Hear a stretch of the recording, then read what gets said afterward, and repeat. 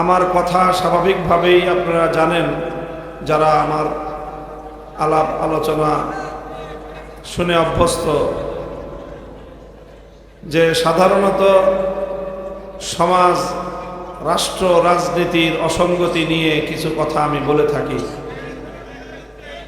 এবং এই কথাগুলি বলাকে নিজের ঈমানি দায়িত্ব মনে করি।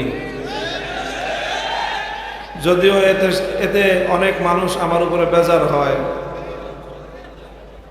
তাদেরকে বেজার না করে যতটুকু বলা যায় সেটাও চেষ্টা করি, কিন্তু তারপরেও তারা তো বেজার হতেই থাকে। তাদেরও যেমন বেজার হওয়ার শেষ নাই, আমাদেরও বলার কোনো শেষ নাই। কাজেই সেই কথা, সময়ের প্রয়োজনীয় কথাগুলো তো আমাদেরকে বলতেই হবে,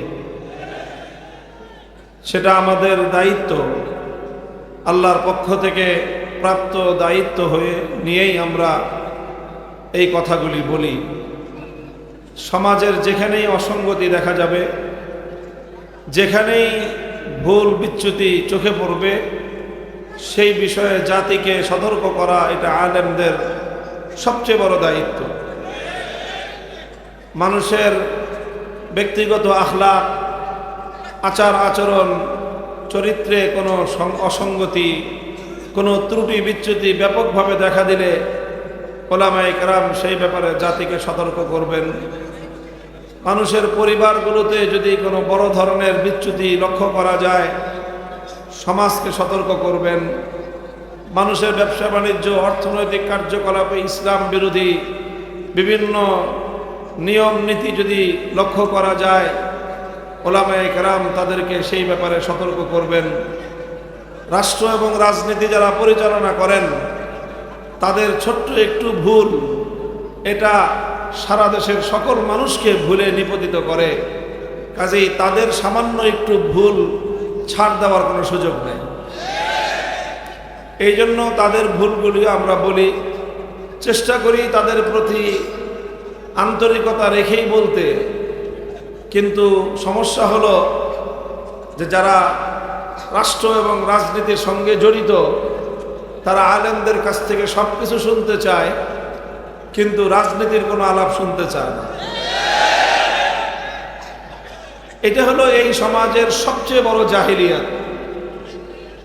এই যে সরকার পতিত হলো, আওয়ামী লীগ সরকার, শেখ হাসিনার সরকার, শুধু না, এই আওয়ামী লীগের 50 বছরের তাদের এই মূর্খতা, এই জাহিলিয়াত তাদেরকে অক্টোপাসের মতো বন্দী করে রেখেছিল। ক্ষমতার দাম্ভিকতায় অনেক সময় আমাদের এই কথাগুলো তাদের বুঝে আসে নাই। এখন আমি তাদেরকে আহ্বান জানাই যে এখন কিছুদিন ফুরসত পাইছো, এখন তো আর রাজনীতি করার সুযোগ নাই তোমাদের। এখন তো তোমরা মাঠেই নাই, খেলবা কি? সীমান্তের ওই পারে। এখন একটু চিন্তা ভাবনা করো, আবার হয়তো সামনে সুযোগ আসতে পারে। তো সেই যদি সুযোগ আসে কোনো দিন, তো আবার রাজনীতির মাঠে নামার আগে নিজেদের এই ভুল ত্রুটিগুলো সংশোধন করে নামবা। সবচেয়ে বড় যেই ভুল ত্রুটিটাকে আমি সংশোধন করবার জন্য আওয়ামী লীগের রাজনীতির সাথে যারা জড়িত ছিলেন তাদেরকে বলবো, সেটা হলো আলেমদের কাছ থেকে সমালোচনা শুনতে পছন্দ করবেন। ওলামায়ে কেরাম যখন রাজনীতির বিষয় নিয়ে কথা বলে, কান পেতে শুনবেন, শুধু শুনবেন, বলবার কিছু চেষ্টা করবেন না। আর আপনারা যতই বলেন, যতই চিৎকার করেন, যতই প্রতিবাদ করেন, যতই জুলুম করেন, যতই নির্যাতন চালান, ওলামায়ে কেরামের এই ইসলাহের কণ্ঠ বন্ধ করতে পারবেন না। কারণ যেটা আমরা আল্লাহর পক্ষ থেকে দায়িত্বপ্রাপ্ত হয়ে বলি, যে কথাগুলো আমরা ঈমানের হিস্সা মনে করে বলি, যে কথাগুলো আমরা কোরআন সুন্নাহর কথা মনে করে বলি, সেই কথা আমরা বলবো, বলতেই থাকবো।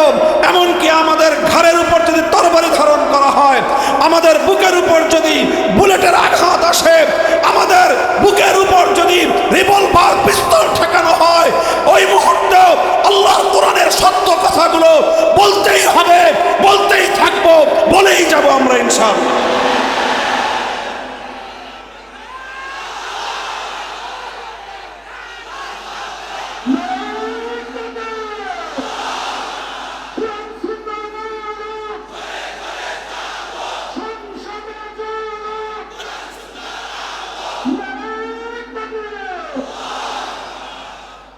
কাজেই সেই স্বাভাবিকভাবেই আলোচনার প্রসঙ্গে সমাজ নিয়ে রাষ্ট্র এবং রাজনীতির যেই জায়গাগুলোকে মেরামত করা দরকার, ঈমানের কারণেই মেরামত করা প্রয়োজন, ঈমান রক্ষা করার প্রয়োজনে যেই জায়গাগুলো সংশোধন করা প্রয়োজন, যতদিন পর্যন্ত সংশোধন না হচ্ছে আমরা বলতে থাকব।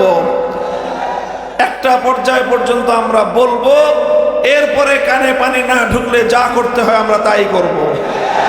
আগাম ঘোষণা দিয়ে বলতেছি, আমরা একটা স্তর পর্যন্ত বলবো, এরপরে নিজ হাতে আমরা সব কিছু দায়িত্ব তুলে নেব। আমরা সংশোধন করেই ছাড়বো ইনশাআল্লাহ। এ পথে হয় জীবন থাকবে, আর না হয় শাহাদাতের ঈদগাহে আমরা জমায়েত হব। আল্লাহ পাক রব্বুল আলামিন বুঝবার তৌফিক দান করেন।